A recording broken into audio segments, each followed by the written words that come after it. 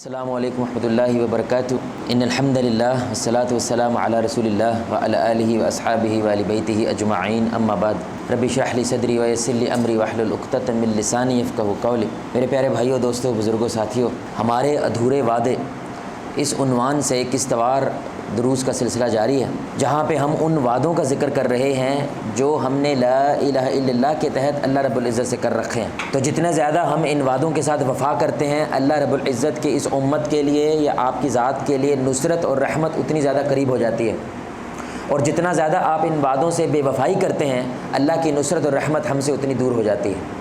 اور ظاہری سی بات ہے، آپ وعدہ وفا کر نہیں سکتے اگر آپ نہیں جانتے کہ ہم نے وعدہ کیا کیا ہے۔ تو پہلا وعدہ جو ہم نے اللہ رب العزت کی ذات سے کر رکھا ہے وہ علم کا وعدہ ہے، اور آپ یہ وعدہ کا اقرار اس طرح کرتے ہیں کہ میں ہر معاملے میں علم کا اقرار کرتا ہوں اور جہالت کا انکار کرتا ہوں۔ جاہل شخص کبھی ایمان والا نہیں ہو سکتا۔ ایمان والا ہمیشہ جو کرتا ہے علم کے ساتھ کرتا ہے۔ تو اس لیے اس کے تحت مسلمانوں کا یہ اصول ہوتا ہے کہ علم پہلے ہے، عمل بعد میں ہے۔ سیاست کرنی ہے تو اس کا پہلے علم ہے، شادی کرنی ہے تو اس کا پہلے علم ہے، کاروبار کرنا ہے تو اس کا پہلے علم ہے۔ یہ ہم نے اللہ رب العزت کی ذات کے ساتھ وعدہ کیا۔ دوسرا وعدہ یقین ہے، یعنی اس علم کا کوئی فائدہ نہیں ہے اگر اس علم کے اوپر آپ کو یقین نہیں ہے۔ تو اس لیے میں شبہات کا انکار کرتا ہوں اور مکمل یقین کا اقرار کرتا ہوں۔ اصول کیا کہتا ہے کہ شک شیطان کی طرف سے ہے، یقین اللہ کی طرف سے ہے۔ شکی مزاج شخص کبھی ایمان والا نہیں ہو سکتا۔ ایمان والا ہے تو وہ جو کرتا ہے، شادی کرتا ہے، رشتہ بناتا ہے، کاروبار کرتا ہے، جاب کرتا ہے، پورے یقین کے ساتھ کرتا ہے، کیونکہ وہ مانتا ہے شک شیطان کی طرف سے ہے اور یقین اللہ کی طرف سے ہے۔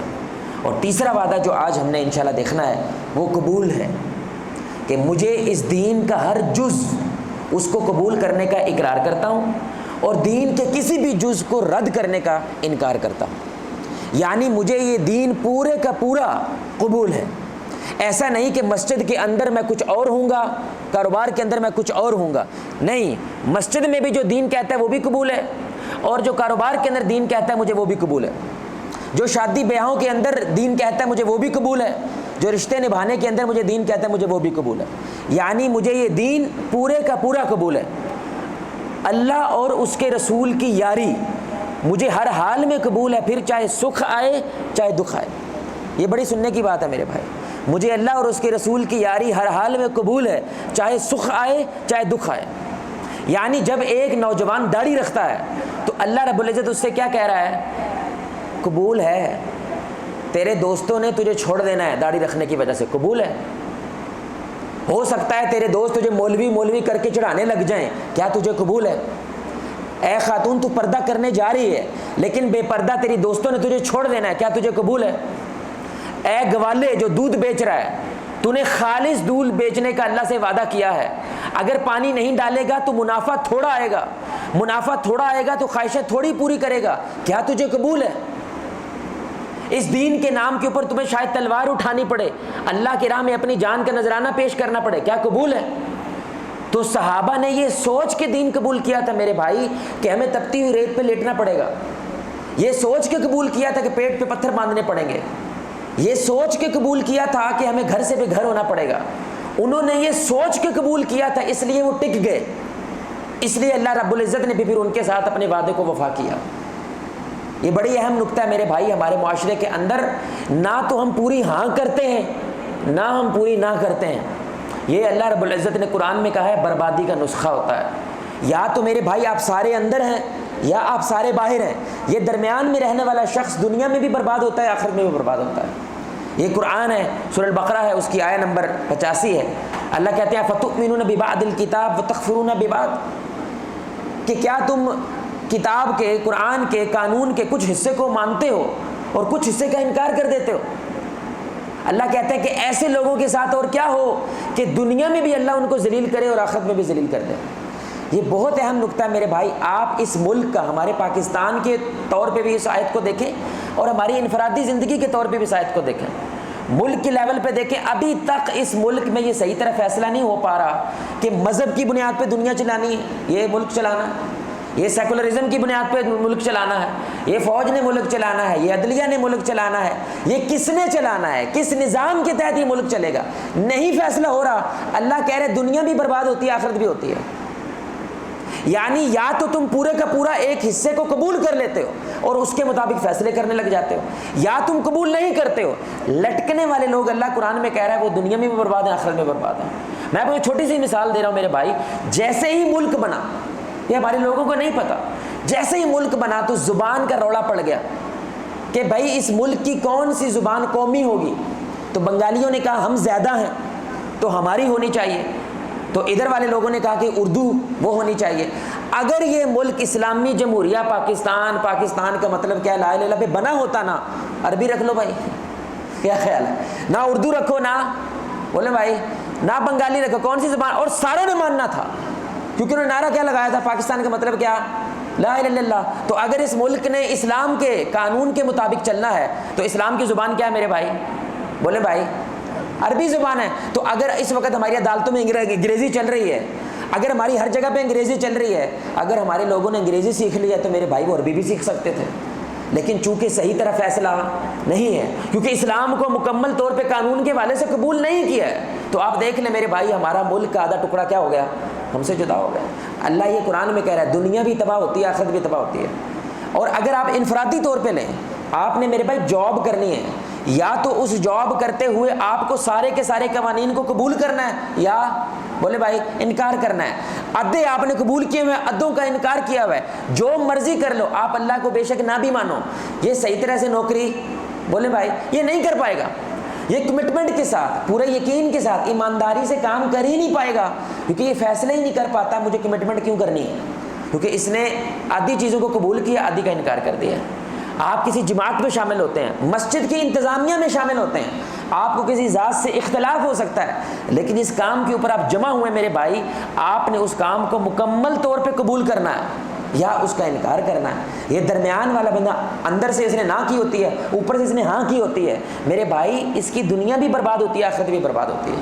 یہ اللہ قرآن میں کہہ رہے ہیں، اور یہ بڑا اہم نقطہ ہے میرے بھائی، واللہ العظیم جب سے یہ نقطہ مجھے سمجھ آیا، زندگی کے بہت سارے مسائل آپ کے حل ہو جاتے ہیں۔ دیکھیں صحیح طرح سے انسان قبول کیوں نہیں کر پاتا؟ آپ شادی کی مثال لیں، جب انسان شادی کرتا ہے تو آپ کیا کہتے ہیں میرے بھائی؟ جب آپ کے امام یا جو بھی ماشاءاللہ نکاح کروانے کے لیے آئے ہیں وہ کیا کہتے ہیں؟ بھائی ان شرائط کے اوپر کیا آپ کو یہ بڈھی قبول ہے؟ تو آپ کیا کہتے ہیں؟ بولے بھائی آپ کیا کہتے ہیں؟ قبول ہے۔ اور ادھر سے لڑکی کیا کہتی ہے؟ اس کا یہ مطلب نہیں ہوتا جب تک یہ چنگا ہے تو قبول ہے، جیسے اس نے غلطی کی اٹھا کے گھر بھیج دوں گا، ایسا تو نہیں ہے۔ جیسے یہ بیمار پڑی ہے آپ کی بیٹی ہے، جب تک یہ صحت مند ہے یہ میری بہو ہے یا یہ ہمارے خاندان کی بہو ہے، نہیں میرے بھائی، آپ کو یہ عورت پوری کی پوری کیا ہے؟ چاہے سکھ آئے چاہے دکھ آئے، چاہے پریشانی آئے چاہے جو ہو جائے، آپ کو یہ عورت قبول ہے، اور عورت کہتے ہیں مجھے یہ مرد قبول ہے۔ ایسے ہی میرے بھائی دین کی بات ہے، ایسا نہیں ہوتا ہے کہ میٹھا میٹھا ہپ ہپ تے کوڑا کوڑا تھو تھو، جہاں تک آسانی ہوگی تو کر لیں گے، جتنے آسانی نہ ہوئی تو میرے بھائی ہم سے اس دین کی اتباع نہیں ہوتی۔ یہ میرے بھائی آپ اصول نہیں اپنا سکتے، یا تو آل ان یا آل آؤٹ، درمیان میں رہنے والا بندہ میرے بھائی اللہ رب العزت کو قابل قبول نہیں ہے۔ اب دھیان سے سنیے گا، ہم کبھی بھی کسی چیز کو مکمل طور پہ قبول کیوں نہیں کر پاتے؟ کیونکہ راستے میں کوئی مشکل آ جاتی ہے، راستے میں کوئی رکاوٹ آ جاتی ہے، اور اس کو یہ لگتا ہے اس مشکل کی وجہ سے میں نے یہ حق راستہ چھوڑنا ہے، میں نے یہ خیر کا راستہ چھوڑنا ہے۔ یہ وہ بھول جاتا ہے کہ اور تو کوئی بھی راستہ اختیار کر لے، کیا اس میں مشکل نہیں آئے گی؟ بولے بھائی نہیں آئے گی، کیا اس میں پریشانی نہیں آئے گی؟ یہ ہے نقطہ میرے بھائی، بڑا سمجھنے والا نقطہ ہے۔ دنیا کی بنیاد کے اندر اللہ نے کھجل خرابی رکھی ہے۔ کھجل تو آپ نے ہونا ہے، چاہے ولی بنو چاہے مجرم بن جاؤ، چاہے بدمعاش بنو چاہے شریف بنو، کھجل خرابی اس دنیا کی بنیاد ہے۔ میرے نبی صلی اللہ علیہ وسلم کے دانت شہید ہو رہے ہیں، دوسری طرف کافر بھی میرے بھائی قتل ہو رہے ہیں۔ ادھر ہمارے نبی صلی اللہ علیہ وسلم حق کے لیے پلاننگ کر رہے ہیں، وہ باطل کے لیے بھی پلاننگ کر رہے ہیں۔ ادھر رسول اللہ صلی اللہ علیہ وسلم کو فکر کی وجہ سے نیند نہیں آ رہی ہے، نیند ان کو بھی نہیں آ رہی ہے۔ ادھر موسیٰ علیہ الصلوۃ والسلام میرے بھائی پریشان ہو کے خراب ہو کے ایک علاقے سے نکل کے ہجرت کر رہے ہیں، دوسری طرف فرعون کو بھی رات کو نیند نہیں آ رہی کہ ایک بچے کے بارے میں پیشن گوئی ہوئی تھی جو میری پوری کی پوری حکومت کو گرا دے گا، نیند اس کو بھی نہیں آ رہی۔ تو تو یہ شیطان کا بھلیکھا ہے میرے بھائی کہ آپ کو کوئی ایسا راستے کا انتخاب کر رہے ہیں دین چھوڑ کے، حق راستہ چھوڑ کے، جہاں پہ خجل خرابی نہیں ہے۔ خجل تو آپ نے ہونا ہے، امتحان صرف اس طرح ہے کہ تم نے کس مقصد کے لیے خجل ہونا ہے۔ امتحان صرف اتنا ہے کس کے لیے خجل ہونے کے لیے تم تیار ہو۔ تو اسلام کہتا ہے اللہ کے لیے ہو لو۔ صحابہ نے یہ قبول کر لیا تھا، گھر سے بھی گھر تو ہم ہوں گے لیکن ابو جہل کے لیے نہیں ہوں گے، رسول اللہ کے لیے ہوں گے۔ انہوں نے یہ قبول کر لیا تھا، غریبی امیری اللہ تعالیٰ کی طرف سے ہے، لیکن یہ غریبی ہم قبول کریں گے اللہ کے لیے کریں گے، اس دنیا کے لیے نہیں کریں گے۔ ان کو پتا تھا تپتی ریت پہ لیٹیں گے، لیکن یہ تپتی ریت پہ لیٹنا اللہ کے لیے قبول کریں گے، دنیا کے لیے قبول نہیں کریں گے۔ تو آپ نے خجل ہونا۔ جب کوئی نوجوان مجھے کہتا ہے نا جواد بھائی نماز نہیں پڑھی جاتی، میں نے کہا بھائی کیوں؟ مشکل بڑی ہے، یعنی فجر ٹائم اٹھنا مشکل بڑا ہے، یا ظہر ٹائم گرمی بڑی ہوتی ہے۔ اب دھیان سے سنیے گا بھائی، یہ مشکل ہے، کیا اسکول جانا آسان ہے؟ بولے بھائی کیا اسکول جانا آسان ہے؟ اس کے لیے صبح اٹھنا نہیں ہے، 8 گھنٹے یہاں پہ کتنی فجر تقریباً 15 سے 20 منٹ، وہاں پہ کتنے 8 گھنٹے تم نے اس کے لیے سارے برباد کرنے ہیں۔ اس کو لگتا ہے جب دین کی بات کرے نا تو یہ مشکلوں کے اندر آ جاتا ہے، جب دنیا کی بات آئے تو اس کو کیا لگتا ہے یہاں پہ وہ مشکل نہیں ہے۔ یہ میرے بھائی خجل خرابی دنیا کی بنیاد ہے۔ آپ اسلام کو قبول کرتے ہوئے اس کو بھی قبول کرتے ہیں کہ میں ہر قسم کی خجل خرابی کے لیے تیار ہوں، مجھے یہ خجل خرابی بھی قبول ہے۔ تو اصل میں میرے بھائی اس اصول کے تحت اللہ رب العزت ہمیں صرف ایک نقطہ سکھانا چاہ رہے ہیں، وہ ہے فیصلہ کرو تو ڈٹ جاؤ۔ فیصلہ سازی کی قوت میرے بھائی ہمیں نبی صلی اللہ علیہ وسلم بھی سکھاتے ہیں، اور اللہ رب العزت بھی ہمیں اس اصول کے تحت سکھانا چاہتے ہیں کہ اصل میں انسان فیصلہ کرنے کے اندر کوتاہی کرتا ہے کیونکہ اس کے نتائج بھگتنا وہ اس کی ذمہ داری ہوتی ہے۔ اس لیے ہمارے بچے جو آج کے نوجوان ہیں ماں کے لاڈلے پیدا ہو رہے ہیں سارے، ان کے جوتے تک کا فیصلہ اس کی اماں کرتی ہے، یہ نہیں فیصلہ کرتا مجھے کون سا جوتا خریدنا ہے۔ اس کے سکول کا فیصلہ، اس کی دنیا کی ہر چیز کا فیصلہ کون کرتا ہے؟ اس کے ماں باپ کرتے ہیں۔ یہ نہیں لیتا کوئی فیصلہ۔ کیوں نہیں لیتا میرے بھائی؟ ڈرتا ہے۔ اور جب کوئی دوسرا فیصلہ لیتا ہے یہ اپنے آپ کو سیکیور محسوس کرتا ہے۔ اگر خراب ہو گیا میں کہوں گا تسی کیا سی، اگر صحیح ہو گیا تو الحمدللہ میں نے بڑا کمال تیر مارا ہے۔ اس لیے فیصلہ جو کرنے والا شخص ہوتا ہے پریشر اس کے اوپر ہوتا ہے کیونکہ اس نے پھر نتائج بھگتنے ہیں۔ اگر اچھا نکلا رزلٹ تو الحمدللہ، لیکن برا بھی نکلا تو پھر بھی الحمدللہ۔ میں فصل کے اوپر محنت کروں گا، اچھی نکلی الحمدللہ، نہ نکلی پھر بھی مجھے قبول ہے۔ ہم کیا کہتے ہیں؟ کوڑا کوڑا تھو تھو اور میٹھا میٹھا ہپ ہپ۔ یہ دین میرے بھائی ہمیں نہیں سکھاتا۔ تو اصل میں جس کو فیصلہ سازی کی قوت کا پتہ چل جاتا ہے میرے بھائی، اس پہ دنیا بھی اعتماد کرتی ہے، کاروباری طبقہ بھی اعتماد کرتا ہے، جہاں پہ نوکری کرتا ہے وہ بھی اس پہ اعتماد کرتا ہے کیونکہ وہ جانتا ہے یہ جو فیصلہ کر لیتا ہے اس پہ ڈٹ جاتا ہے۔ جو بندہ پیر پہ پھر جائے میرے بھائی، یہاں پہ جملہ کچھ اور بولے اور باہر جا کے پھر جائے، تھوڑی سی مشکل ہے پھر جائے، بتی چلے جائے، گرمی لگنے لگ جائے تو وہ پھر جائے، تھوڑی سردی لگنے لگ جائے پھر جائے، میرے بھائی نہ اللہ اس پہ بھروسہ کرتا ہے نہ دنیا اس پہ بھروسہ کرتی ہے۔ آپ کو فیصلہ کرنا ہے تو پھر ڈٹ جانا ہے۔ تو آخر میں میرے بھائی حل، یعنی آپ کیسے مکمل طور پہ کسی بھی شے کو قبول کر سکتے ہیں، اس کے لیے آپ کو فیصلہ سازی کی قوت آنی چاہیے، اور وہ قوت اس کے لیے 5 علماء نے طریقے بیان کیے ہیں۔ سب سے پہلا طریقہ میرے بھائی بنیادی سا اصول ہے۔ آپ دیکھیں، آپ جو کام میں جا رہے ہیں، کس کاروبار میں جا رہے ہیں، کسی کام میں جانے لگے ہیں، وہ اللہ اور اس کے رسول کے خلاف ہے یا اللہ اور اس کے رسول کے ساتھ ہے؟ اگر اللہ اور اس کے رسول اس فیصلے پہ راضی ہیں، یہ بڑی اہم نقطہ ہے، تو آپ کے اس فیصلے کے ساتھ اللہ اور اس کا رسول کھڑا ہے، یہ چھوٹی بات نہیں ہے۔ اور اگر اللہ اور اس کے رسول کے خلاف ہے یہ بات تو جان لو، چلے جاؤ، کام کر لو اپنا، لیکن اللہ اور اس کے رسول تمہارے خلاف کھڑے ہیں۔ تو اگر ذرہ بھی ایمان انسان کے اندر ہو اور اس بنیاد کے اوپر وہ فیصلہ کرتا ہے تو میرے بھائی لازماً اس کو معلوم ہوتا ہے کہ میں نے کس راستے جانا ہے اور کس راستے نہیں جانا ہے۔ تو پہلی بات تو یہ ہے۔ دوسری بات میرے بھائی، تھوڑی سی عقل استعمال کریں۔ اس لیے علماء کہتے ہیں جب تم خوش ہو، جب تم دکھی ہو اور جب تم غصے میں ہو فیصلہ نہیں کرنا۔ جب تم خوش ہوتے ہو جذبات بڑے اوپر گئے ہوتے ہیں، انسان پتہ نہیں کیا بڑھ کے مار دیتا ہے۔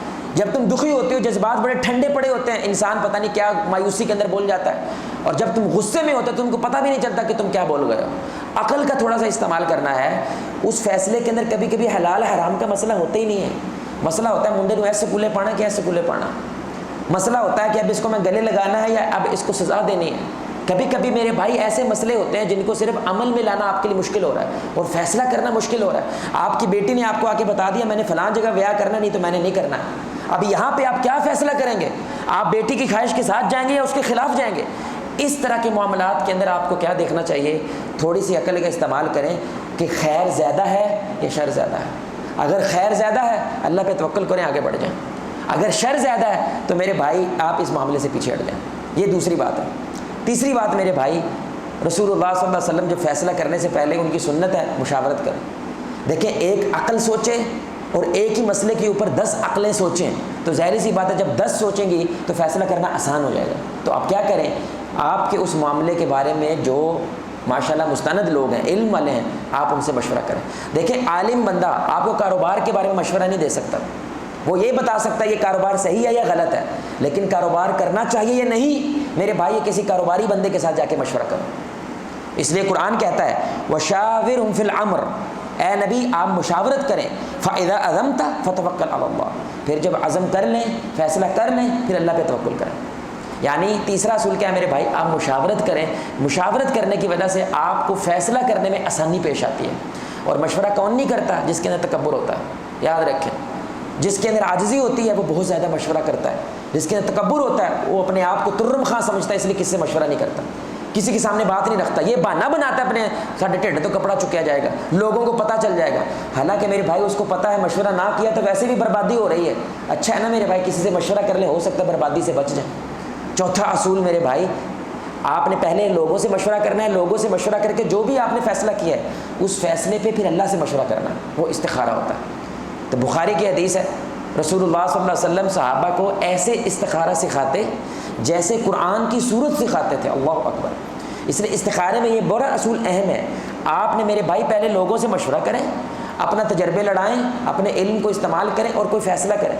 اس ایک فیصلے کے اوپر پھر آپ اللہ سے مشورہ کرتے ہیں، کیونکہ مستقبل نہیں جانتے، اللہ مستقبل جانتا ہے. تو اس استخارے کے ذریعے اللہ کیا کرتا ہے، آپ کے دل کو خیر کے اوپر جما دیتا ہے. پانچویں میری بھائی بات، پھر آپ دعا کریں کہ یا اللہ اب مجھے اس فیصلے پہ ڈٹ جانے کی اور اس کے جو بھی نتائج نکلیں ان کا سامنا کرنے کی توفیق عطا فرما. توکل مانگیں اللہ رب العزت کی ذات سے. اور آخری بات میرے بھائی، یہ نہ بولیں پھر اگر ایسا ہو گیا تو، اگر ویسا ہو گیا تو، کیونکہ آپ نے دوسرے اصول کے اندر یہ اللہ سے وعدہ کیا ہے میں شک کا انکار کرتا ہوں، یقین کا اقرار کرتا ہوں. شک میں نہیں پڑھنا، یہ نہیں کہنا اگر ایسا ہو گیا، اگر یہ اگر مگر نہیں کرنا. یہ ساری چیزیں آپ نے پوری کر لی ہیں میرے بھائی پہ کھڑے ہو جائیں. نہ ہو کہ بھی آپ نے ڈپریشن میں ہی رہنا ہے، نہ ہو کہ بھی آپ نے پریشان ہی رہنا ہے. اچھا ہے نا میرے بھائی، اگر حق راستے پہ چلیں گے پھر پریشان ہوں گے وہ بھی اجر ہے. دین کے راستے پہ، حق کے راستے پہ آپ نے کوئی فیصلہ لیا ہے اور سارا خاندان آپ کے خلاف ہو گیا ہے، اللہ کی قسم وہ جو آپ کھڑے ہیں وہ کھڑا ہونا آپ کی عبادت ہے، کیونکہ آپ حق پہ کھڑے ہیں، آپ خیر پہ کھڑے ہیں، آپ خیر راستے کے لیے وہ تکلیفیں برداشت کر رہے ہیں. اس وجہ سے ایمان والے کے لیے وہ تکلیف برداشت کرنا آسان ہو جاتا ہے، اس کے لیے مشکل نہیں ہوتا. کیوں؟ کیونکہ اس کو جانتا ہے کہ ان اللہ مع الصابرین، کیونکہ اب میں حق پہ ہوں، اب صبر کروں گا تو اللہ میرے ساتھ. میرے بھائی یقین جانے ہم صحیح طرح سے اس دین کو قبول نہیں کر رہے. ہمیں جہاں پہ یہ بوفے سسٹم سمجھا ہوا ہم نے، جو ہمیں چنگا لگتا ہے وہاں پہ ہم دین قبول کر لیتے ہیں. اس لیے اس کی بیماری پیدا ہوتی ہے. جو مسجد میں کچھ اور ہوتے ہیں، ٹھیک ہے، جو لبرل آدمی کے سامنے بیٹھا ہوگا کچھ اور ہوتے ہیں، یونیورسٹی میں کچھ اور ہوتا ہے، پھٹے پہ بیٹھا ہوگا چائے پینے کے لیے کچھ اور باتیں کرتا ہے. اس کی ایک شخصیت رہتی نہیں ہے، خود ہی تباہ ہو جاتی ہے. یہ آئیڈینٹی کرائسس کا شکار ہو جاتا ہے میرے بھائی. وجہ کون ہو تم، کس بنیاد پہ تم کھڑے ہوئے ہو، کیا قبول ہے تمہیں زندگی میں اور کیا رد ہے، اس کو اس بات کا معلوم نہیں ہوتا. اس لیے اللہ کیا کہتے ہیں، عذاب کیا ہے، دنیا بھی برباد آخرت بھی برباد. نہ دنیا میں یہ فیصلہ کر پاتا ہے نہ آخرت میں کر پاتا ہے. اللہ سے دعا ہے اللہ رب العزت ہمیں اس دین کو پورے کے پورے بیانیے کے ساتھ قبول کرنے کی توفیق عطا فرمائے. اللہ رب العزت ہمیں اس دین کو ہر مشکل کے باوجود، ہر پریشانی کے باوجود، ہر سکھ دکھ کے باوجود ہر حال میں قبول کرنے کی توفیق عطا فرمائے. اللہ آپ کو، مجھے، ہم سب کو محمد رسول اللہ صلی اللہ علیہ وآلہ وسلم کی ذات کے ساتھ جنت الفردوس میں اس انداز سے اکٹھا کرے. ہم سب مل کے اللہ کے چہرے کو آسمان میں دیکھیں 14ویں رات کا چاند. سبحانک اللہم وبحمدک اشہد ان لا الہ الا انت استغفرک واتوب الیک.